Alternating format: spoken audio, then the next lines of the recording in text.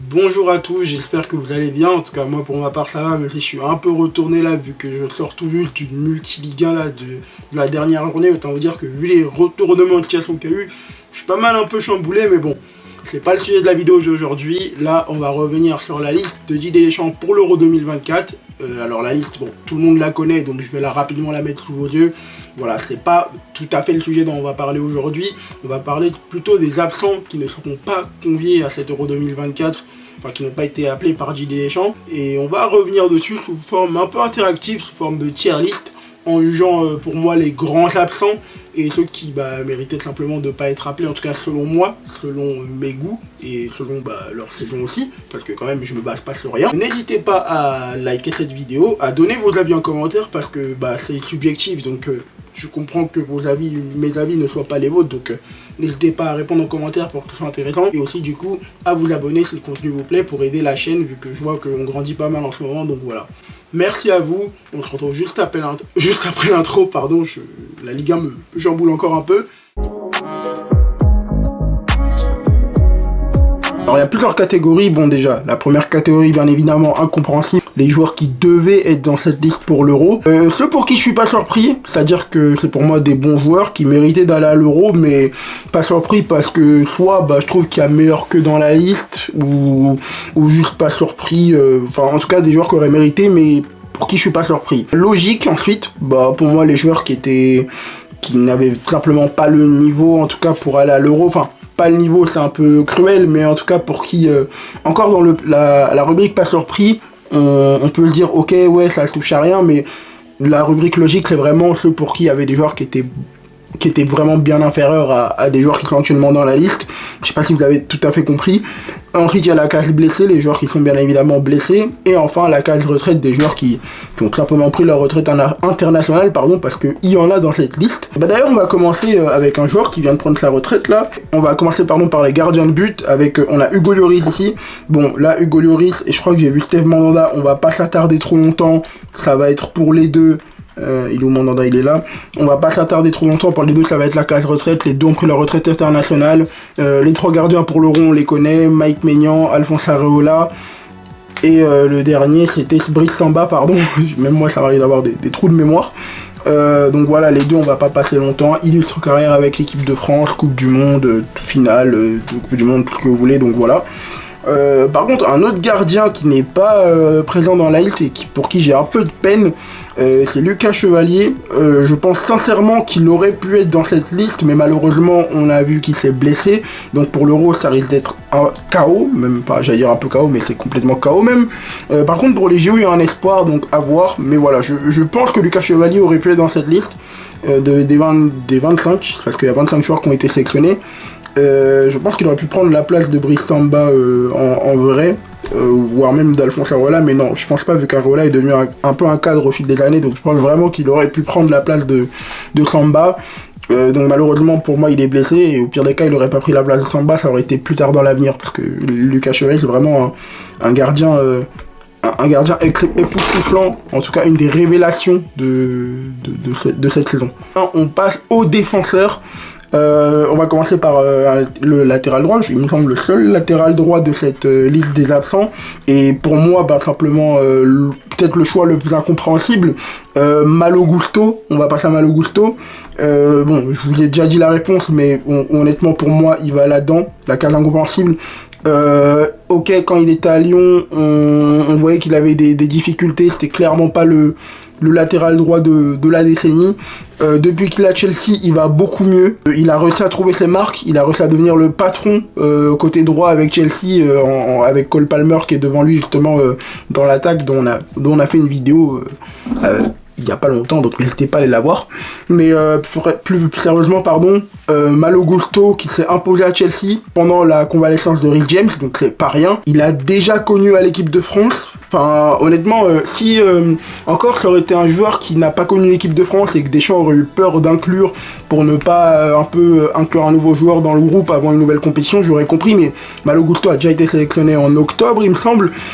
Ok, en octobre, sa sélection n'était pas marquante, mais je trouve que s'imposer à Chelsea au poste de défenseur droit, c'est pas pour piquer l'autre latéral droit qui a été pris en parlant de Jonathan Klaus, mais Jonathan Klaus n'a pas été excellent ou exempté de tout reproche lors de sa deuxième partie de saison avec l'Olympique de Marseille. Donc pour moi, elle est là la vraie incompréhension et peut-être pour moi la plus grosse incompréhension de cette vidéo. Vraiment Malo Gusto. Après, je doute pas qu'au vu de son âge, il aura d'autres opportunités d'être pris en équipe de France. C'est pas ça qui va le bloquer. Contrairement à Jonathan Klaus qui part déjà qui a déjà 30 ans ou plus là au moment où j'enregistre. Donc voilà, grosse incompréhension pour moi. D'autant plus que c'est pas un latéral qui aime trop l'offensive. C'est un latéral qui sait défendre et qui a encore plus appris à défendre depuis qu'il est à Chelsea. Que ce soit ses statistiques de tacle, d'interception, bon, c'est pas le meilleur intercepteur de Première Ligue, en tout cas d'après ses stats, mais en tout cas en termes de compréhension et de lecture défensive, il est très bon. En contre-attaque, il est très bon, enfin c'est ce qu'on demande à un défenseur aujourd'hui, un latéral. Donc non, franchement, pour moi, je comprends pas. C'est vraiment mon coup de gueule. Je dure un peu longtemps sur ce cas-là, mais franchement, Malo Gusto, pour moi, méritait clairement d'être dans cette liste des 25. Au détriment de Jonathan Klaus. Mais bon, après pour défendre Jonathan Klaus, c'est peut-être parce que Jonathan Klaus, en vrai, quand on regarde, à part son premier match, sa première sélection avec les Bleus, il me semble pas qu'il ait raté trop de matchs avec les Bleus. Enfin, il n'y a pas trop de matchs mauvais qu'on peut lui donner avec les Bleus. Mais bon, je trouve ça quand même dommage parce que pour moi, je dirais pas qu'il y a un faux entre les deux, mais quand même il y a un joueur qui était nettement supérieur cette saison, donc voilà. Ok. Pour Malo Gusto, on a fait. Bon, je vous rassure, le reste, ça va être beaucoup plus rapide. Mohamed Simakan, en soi, pour moi, c'est un choix plutôt logique. Enfin, il a toujours peu de sélection avec les Bleus. Il y a une forte concurrence. C'est un défenseur qui peut jouer dans l'axe et à droite aussi. Donc, si je me plains pour Malo Gusto, pour Simakan, voilà, il est très talentueux, mais je pense que le moment viendra plus tard. Ensuite, on a Presnel Kimpembe, blessé, là aussi. Homme majeur du PSG et de l'équipe de France, parce qu'il a quand même réussi à gagner du galon au fil de ces dernières années. Malheureusement, il sera pas de l'aventure, parce qu'il est blessé depuis maintenant un trop long moment. Jean-Claire Todibo, alors là, pour le coup, c'est dommage. C'est quelqu'un qui n'a pas été sélectionné. J'aurais tendance à mettre dans pas surpris, ou logique, j'hésite, mais je pense que je vais mettre dans pas surpris parce que, contrairement à Simakan, Todibo avait fait un début de saison où il se faisait remarquer. Il a déjà eu, d'ailleurs, eu des sélections à ce moment-là. Très bon. Franchement, pour moi, s'il n'est pas dans la liste, c'est vraiment parce qu'il y a une forte concurrence. Et aussi et surtout parce que Nice n'a pas eu la même cadence en deuxième partie de saison qu'en première partie de saison. Et a encaissé beaucoup plus de buts qu'en première partie de saison. Et à mon avis, ça a joué dedans parce que la forte concurrence qu'il y a pour ce poste-là, quand on voit les joueurs qui ont été sélectionnés, tu vois du Upamecano, du Konaté, du Saliba, enfin, c'est des joueurs qui sont pas nettement au-dessus de Todibo, mais au vu de la deuxième partie de saison de l'OGC Nice, enfin, c'est normal qu'il ait perdu du crédit, et c'est assez dommage, mais bon, c'est comme ça en fait. La défense centrale, il y a tellement de choix que c'est une galère. Castello Lokeba, pour moi, c'est assez logique. Même lui aussi a fait une bonne saison à Leipzig, mais malheureusement il y a une trop forte concurrence et malheureusement ça peut, enfin il est encore jeune, il pourra se relancer une autre fois pour l'équipe de France. Après on passe à Badiachil. Badiachil, je suis entre le logique et le blessé. Bon, il est revenu de blessure, mais c'est assez logique qu'il ne soit pas pris. Forte concurrence, et en plus lui, contrairement aux autres, il a eu pas mal de pépins physiques cette saison qui l'ont empêché d'être assez constant avec Chelsea. Il sort pas d'une excellente saison non plus, mais voilà, il y a des signes de satisfaction et d'encouragement. Donc lui aussi il pourra candidater pour une prochaine compétition avec l'équipe de France, mais celle-là voilà, il a été trop juste cette saison. Blessure, pareil pour Lucas Hernandez, bon ça on l'a tous vu avec le Paris Saint-Germain, on a même fait des vidéos sur ça sur la chaîne. Blessé, donc logiquement il ne sera pas à l'Euro, ça aurait été un des premiers noms appelés par Didier Deschamps, mais voilà, il est blessé. Axel Disasi qui joue avec Badiachil à Chelsea, je suis pas surpris parce que certes il était là en 2022, mais malheureusement là aussi il y a de la concurrence et de la forte concurrence. Quand tu vois les défenseurs centraux qui ont été pris, que ce soit Pavard, Saliba, Konaté ou Upamecano, même chose que je disais tout à l'heure, c'est à dire que même avec une bonne saison, pour moi les quatre autres sont trop supérieurs pour que leur place soit prise. En plus ils ont marqué des points en étant titulaires à la Coupe du Monde 2022, chose que n'était pas Axel Disasi, donc forcément ça paye, ça joue. Donc voilà, je suis pas surpris, mais comme Todibo, c'est des gars qui avaient largement le potentiel pour être appelés et qui ont fait une saison où ils méritent d'être appelés. mais malheureusement il y a trop de concurrence. Raphaël Varane aussi en défenseur central, bon là pareil que les autres, hein, pareil que Loris Mandanda, retraite, il a pris sa retraite internationale et voilà. Mais Leny Yoro, bah certes révélation de la Ligue 1 cette saison, mais bon, si j'ai pas mis Todibo ou même Disasi, bon, Leny Yoro, c'est logique qu'ils soient pas pris. C'est déjà qu'il se focalise, il peut jouer les Jeux Olympiques, déjà ça peut être cool avec Thierry Henry. Mais bon, c'est trop tôt, aucune sélection avec l'équipe de France A. Même si je doute que ça va rester longtemps comme ça, parce que s'il a un transfert dans un gros club cet été, les choses peuvent vite changer. Donc voilà, pour Leny Yoro, c'est plutôt logique en fait. Donc on va finir avec Lucas Digne. Alors Lucas Digne, pour le coup, c'est vraiment... je suis entre le pas surpris et le incompréhensible, mais bon, on va pas abuser non plus parce qu'il a quand même pris Ferland Mendy et Théo Hernandez. Ferland Mendy au Real Madrid, voilà, en ce moment il fait de très bonnes choses. Même si c'est pas un joueur que j'apprécie personnellement, mais ça c'est pas vraiment pour du cadre sportif. Lucas Digne, pas surpris, même si depuis Everton, qu'il est à Everton, il fait pas mal de bonnes choses en première ligue. Ensuite il arrive à Aston Villa, équipe surprise de la saison. On s'attendait pas à ce qu'il joue autant à Aston Villa, mais au final il a délogé l'ancien latéral gauche pour prendre sa place, et au final il s'avère qu'il est super important dans le succès de Aston Villa cette saison. Mais pas surpris parce que comme j'ai dit, il y a de la forte concurrence, et honnêtement je pense que Deschamps a beaucoup hésité entre lui et Ferland Mendy. Mais voilà, l'autre choix, Ferland Mendy, n'est pas totalement incompréhensible, donc voilà. Et on a fini avec les défenseurs. Maintenant on va passer au milieu de terrain, où là aussi il y a pas mal de choix écartés par Didier Deschamps. On va commencer alors par Khéphren Thuram, choix plutôt logique, hein, on va pas se mentir, première partie de saison, enfin même globalement j'ai envie de dire qu'il est pas sur ses standards habituels quand on voit ses précédentes saisons. Je crois qu'il me semble que c'est un but et une passe décisive seulement en deuxième partie de saison. Après c'est pas son poste, c'est un milieu plus défensif on va dire, même s'il a tendance des fois à jouer côté droit. Mais au vu de l'animation, on voit qu'il a une vocation beaucoup plus défensive qu'offensive. Enfin, ça dépend, on va dire. Mais voilà, c'est plutôt logique en fait quand tu vois les joueurs qui ont été appelés dans ce secteur-là. Bon, Zaïre Emery, c'est une saison de révélation, donc forcément, il a épaté tout le monde, donc forcément, il est pris. Le retour de N'Golo Kanté, je pense pas que Khéphren Thuram a le même passif que N'Golo Kanté en France, en équipe de France. Donc voilà, et puis même quand on voit Rabiot, Tchouaméni, Kamavinga, enfin bref, c'est des classes supérieures à Khéphren Thuram, et surtout cette saison, donc totalement logique et compréhensible qu'il soit pas appelé. Ensuite, on a Boubacar Kamara, blessé, même si je pense que en pleine possession de ses moyens, il aurait pas non plus été appelé dans cette liste-là. Même si Aston Villa il est pas mauvais, je vais dire pas si mauvais, mais il est pas mauvais du tout en fait à Aston Villa, mais ça fait un petit moment qu'il a quand même pas joué, donc à cause de sa blessure, et voilà, donc on va pas s'attarder sur ce cas-là, il est blessé. Et voilà. On a un autre joueur sur qui on va pas s'attarder, ça me fait beaucoup de peine parce que N'Golo Kanté a été repris. Et forcément, quand tu vois que N'Golo retrouve l'équipe de France, forcément tu penses à lui, tu penses à Paul Pogba. Pour le coup, je peux même pas dire blessé parce que certes, il a eu beaucoup de pépins physiques, ni retraite parce que officiellement, il a pas annoncé la retraite avec les Bleus, mais avec la peine qui lui est tombée dessus, avec les 4 ans de suspension, je pense pas qu'on le reverra de en équipe de France, donc je préfère le mettre dans la case retraite. C'est assez triste. On assiste à l'agonie d'un homme en or, mais franchement, pour le Paul Pogba en équipe de France, les gars, c'était un truc de fou. J'ai l'impression d'être un ancien quand je vous parle comme ça, mais on l'a tous vu, Pogba en équipe de France, ce que ça a donné. Que ce soit créativité, impact physique, enfin bref. Il n'y aura pas deux joueurs comme lui en équipe de France, et franchement, ça fait mal. Quand tu vois que tu passes d'un milieu Pogba-Kanté à ce qu'on a eu actuellement, c'était pas évident. Donc voilà, Pogba, on va mettre retraite, mais bon, vous m'avez compris quoi. Ok, ensuite Pierre Lesmelou, bon, je respecte beaucoup ce que Brest a fait cette saison. Il a été d'ailleurs un homme très important dans la qualification de Brest en Ligue des Champions, donc on va pas cracher dessus.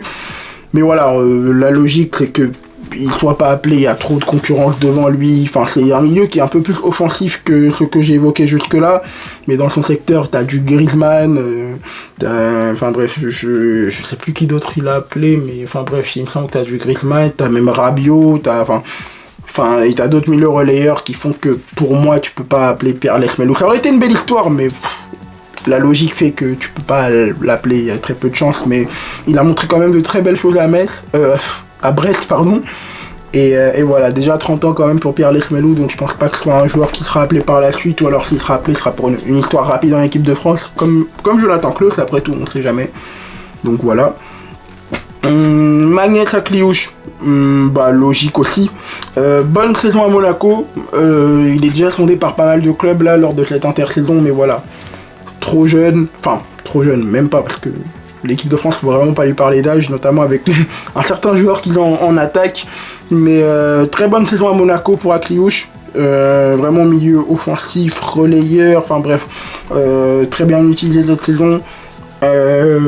Je doute pas du fait qu'on peut le revoir en équipe de France dans les prochaines années, mais pareil que Lesmelou dans le sens inversé. Si perd Lesmelou, c'est logique parce qu'il est vieux. Akliouche c'est logique, mais dans la jeunesse, donc peut-être qu'on le reverra plus tard, mais là ça c'est logique qu'il soit pas pris. Donc voilà. Jusque là on a qu'un seul incompréhensible, c'est Malo Gusto. En voyant la liste, bon, j'en décerne d'autres, mais voilà, pour l'instant c'est... Jusque là c'est une tier list que je pense que j'aurais pas été le seul à l'avoir, on va dire. Ok, Jordan Verretou, prochain milieu, là aussi, j'hésite entre le logique et le passeur free, parce que quand même Jordan Verretou, c'est un des seuls joueurs de l'OM qui a été vraiment satisfaisant cette saison, je trouve.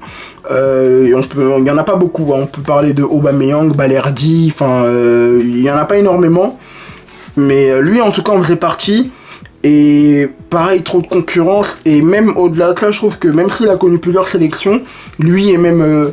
je pense qu'on peut mettre Guendouzi dans le même... Guendouzi, je mettrais dans pas surpris, mais les deux, je les lis parce que c'est plus ou moins lié à la même chose.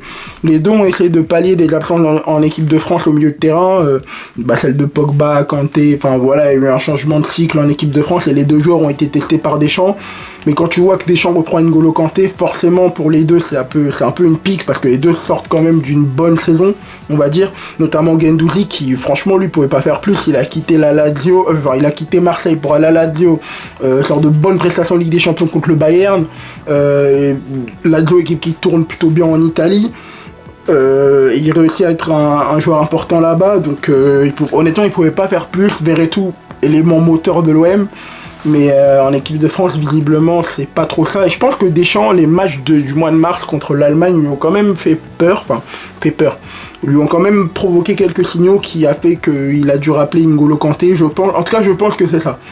Et il a dû dire que franchement, même un Kanté en jouant en Arabie Saoudite à 70%, serait mieux qu'un Guendouzi ou un Verretou en pleine possession de leurs moyens sous le maillot des Bleus. Attention. En tout cas, moi, c'est la lecture que j'ai, et c'est un terrible aveu d'échec pour Deschamps, mais aussi pour ces deux joueurs-là, notamment Guendouzi, qui je trouve, c'est assez triste pour lui quand même.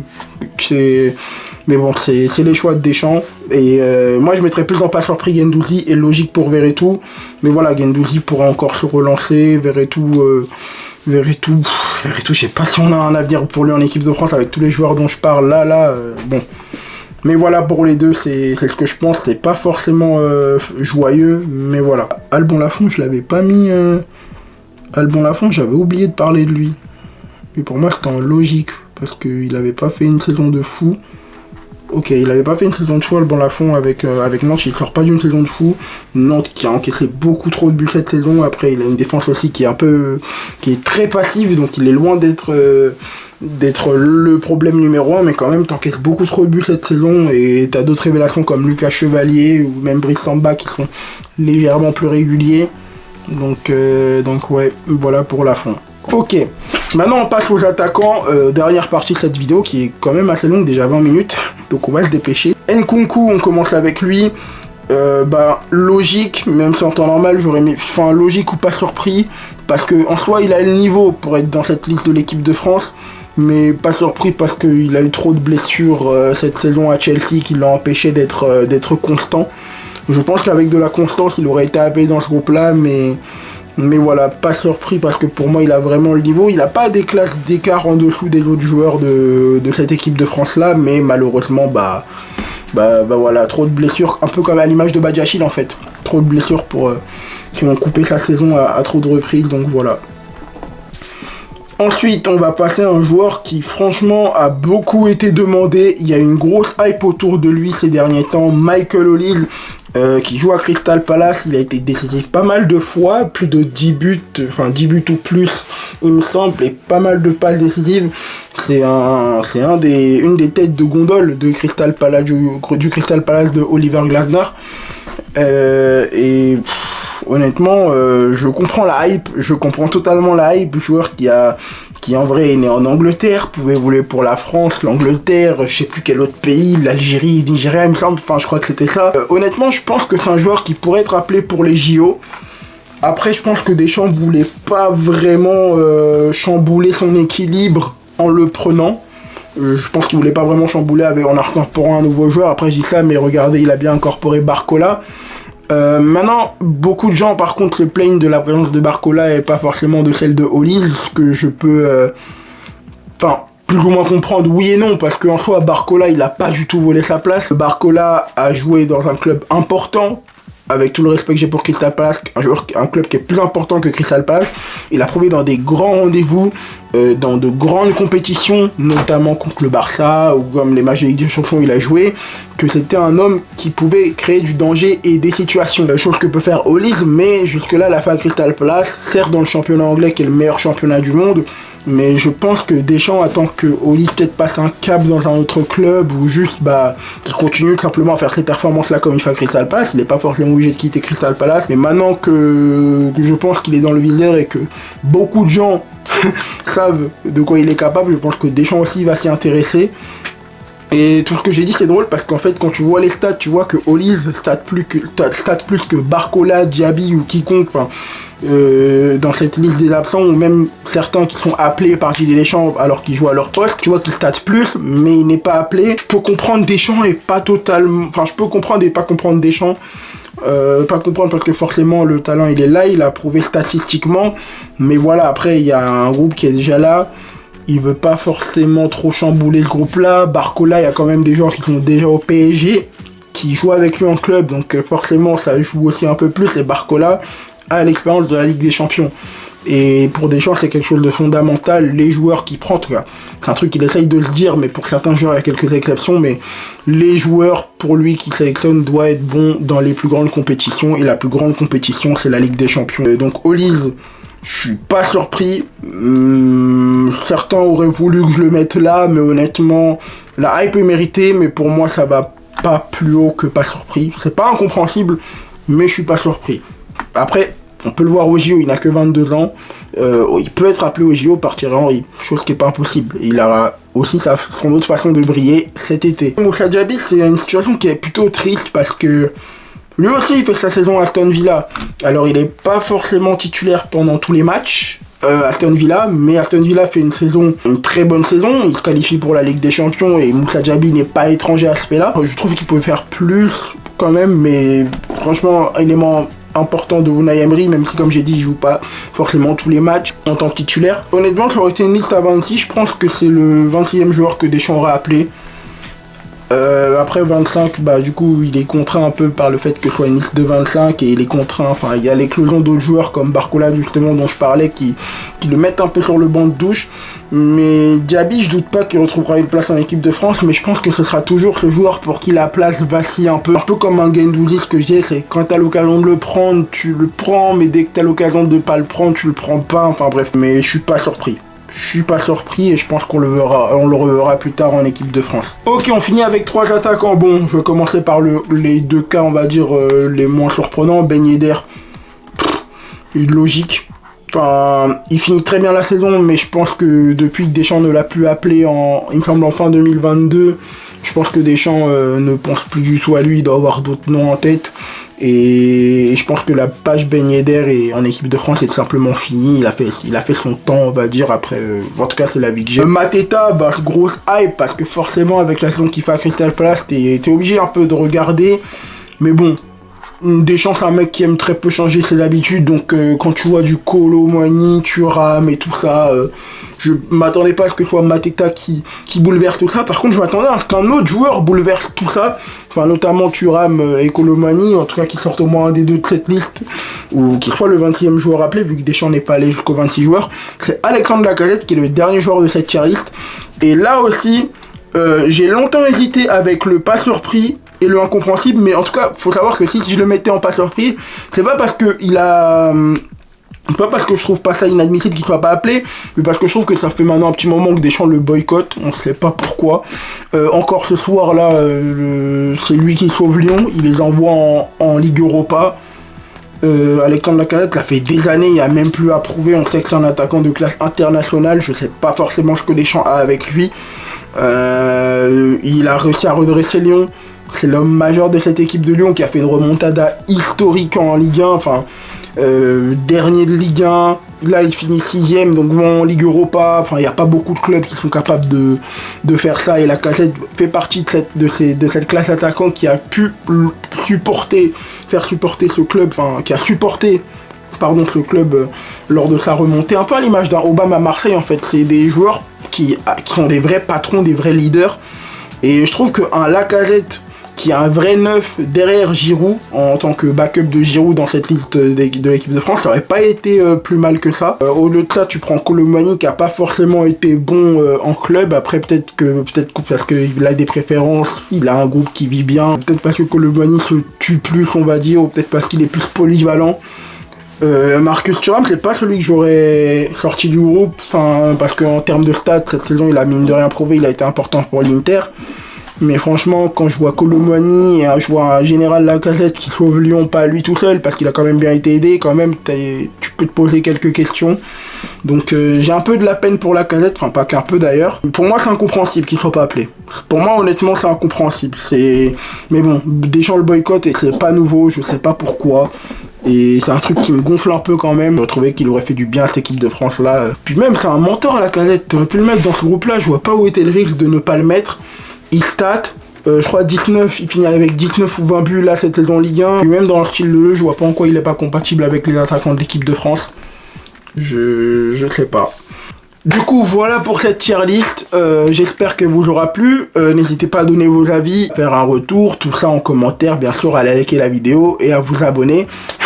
Très important pour la chaîne. Et donc voilà pour cette tier list. Merci à vous d'avoir suivi jusqu'ici. Et on se dit à la prochaine pour d'autres vidéos. A plus.